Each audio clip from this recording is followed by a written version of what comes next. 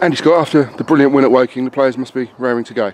Yeah, they're obviously really high after their game, good spirits, and it's been a long time coming for that win. But the signs have been there that we were going to get it, and it's lovely to get it at Woking, and it's such a big game, so much at stake, and with such a good performance as well. And that's it. The performances have been better than the results have suggested. We've said it in isolated circumstances at Kidderminster, at Southport, and then at Woking, that periodically the rewards do come, and they've got to be more consistently earned. Yeah, absolutely. It's about making sure we keep working hard, and your luck changes and things work out for you.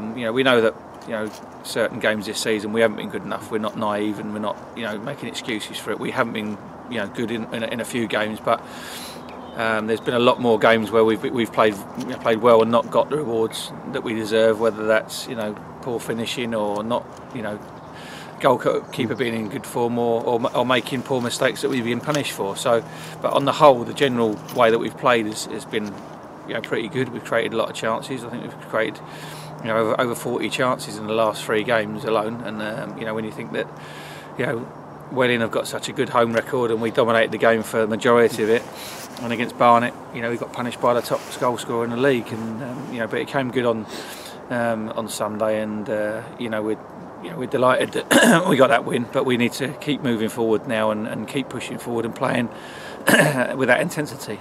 And Barnet keep grinding out results. They came back from 2-0 down against Dover on the 28th.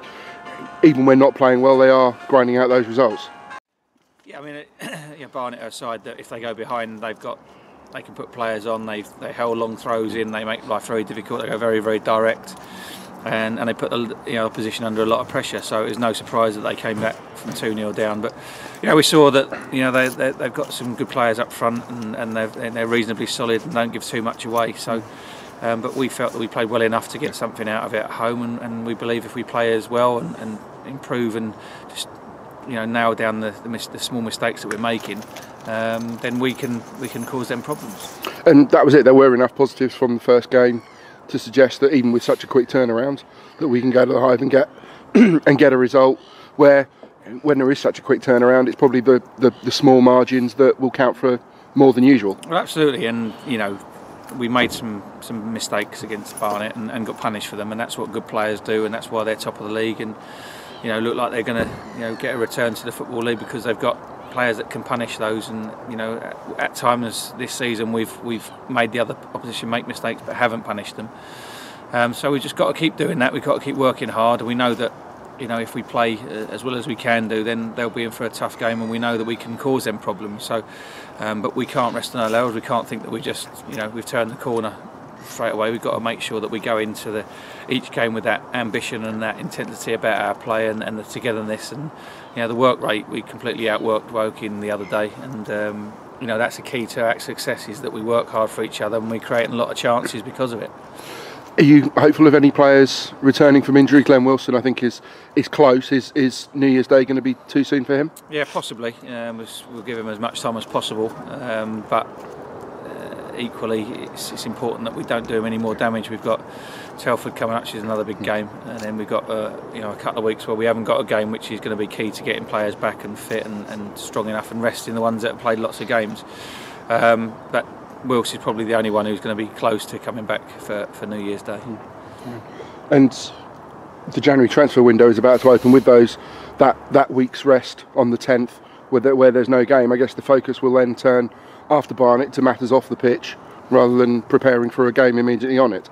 Yeah, I mean, the key for me is our loan players. We've got loan players, and all of them apart from Forbes are up after the Telford game, and obviously Mark Phillips with his injury will go back, and we've spoken to some of the players, and we'll speak to their clubs. It's important that we try and keep some continuity in the side, but equally that we understand that there's not much money available to bring other players in. We understand that we've had a good cup run, but we're not going to chuck money at it this year because we're in a position where we just need to make sure that we do things right for next year, and if we can put the plans in place for that, then great. But if there's players that come available that could improve us and would suit what we need, then I'll be able to speak to the board and there's indications that I'll be supported in that. But we won't be bringing in players unnecessarily. But in the same breath, we've got to make sure that our players are fit.